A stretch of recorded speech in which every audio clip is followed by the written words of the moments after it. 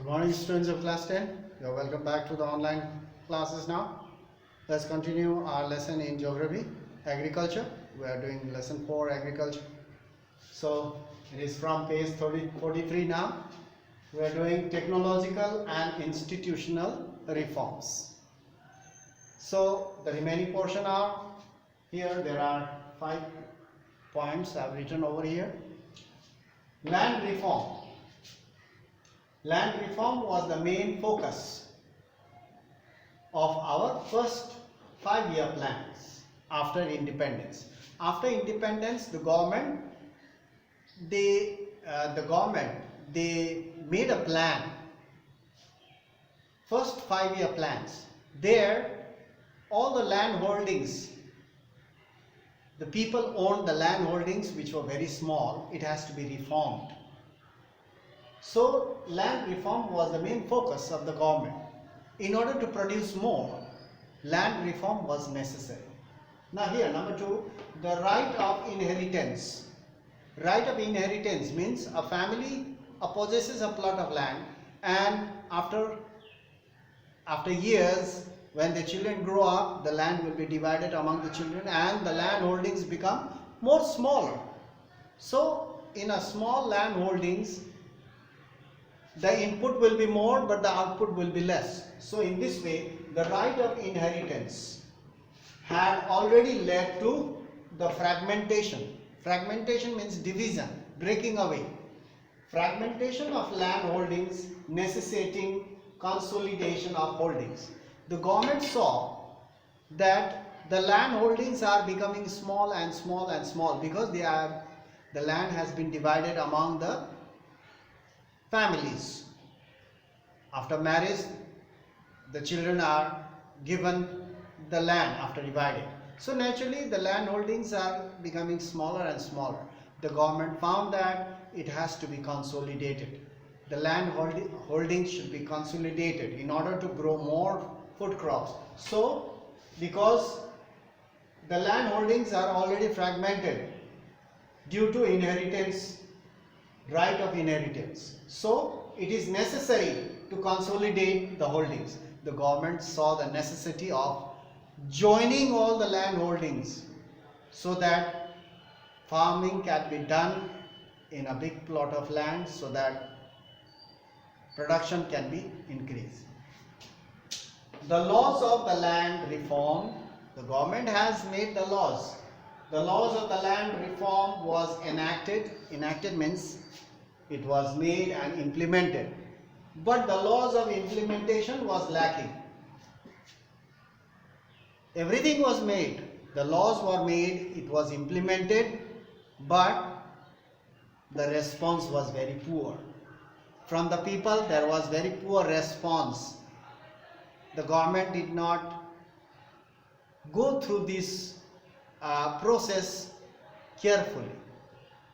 They have made the laws and implemented, but after that, no supervision, no observation. So naturally, there was very poor response from the people. So, the laws of the land reform were enacted, made, but the laws of implementation, how to implement, not only implemented, just to watch and supervise whether it is being followed or not, was lacking. It was lacking. It was poor management, you can say that. In one word, we can say poor management.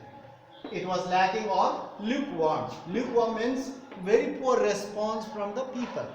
And even the government officials, they never cared. So that's why in 1960 and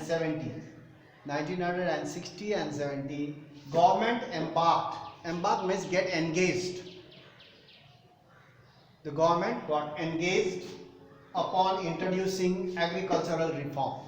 First land reform, now government tried agricultural reform and it was quite successful. So introducing agricultural reform known as Green Revolution. It was also known as Green Revolution. It was very much successful. This agricultural revolution, you can say the Green Revolution, you can say. This agricultural revolution based on the use of packaged technology. Based on package technology means based on hybrid seeds, HYV seeds, high yielding varieties of seeds, irrigation facilities, farming methods, new farming methods, insecticides, fertilizers, everything was used during this. That is called package technology. And the white revolution, after that, white revolution, production of milk. White revolution, it is popularly known as Operation Flood. This was also implemented. Were some of the strategies taken up to improve the Indian agriculture. The government has taken up a number of steps. First, land reforms. Second, green revolution, packaged using based on packaged technology. And after that, again, white revolution.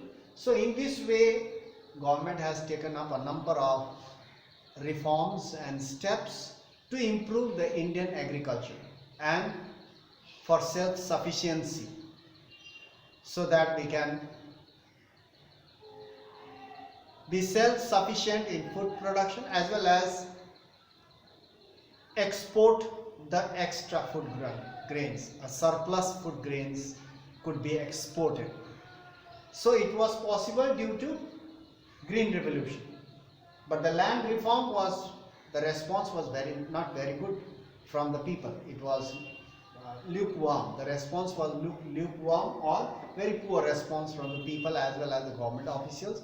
But after the green revolution, the response was very good, and the government provided a lot of facilities, irrigation facilities, insecticide and pesticide and fertilizer at subsidized rate from the government. New methods of farming methods were implemented, or farmers were taught. Agricultural research centers were also made, agricultural institutions were made. So naturally there was a great improvement, and India could produce sufficient amount of food grains, as well as the granaries were full and surplus grains were exported, and India earned a foreign exchange. So here, after that, again, white revolution, Operation Flood was also implemented. It was also very much successful.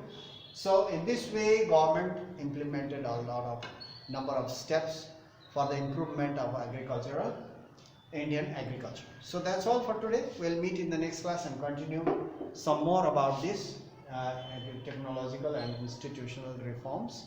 Right now we have learned about something that the government had taken steps, and such as land reform, green revolution, white revolution, these to improve the Indian agriculture. So that's all for today. Thank you very much for watching so attentively and listening so carefully and being present in the class with me. So thank you very much. We'll meet in the next class.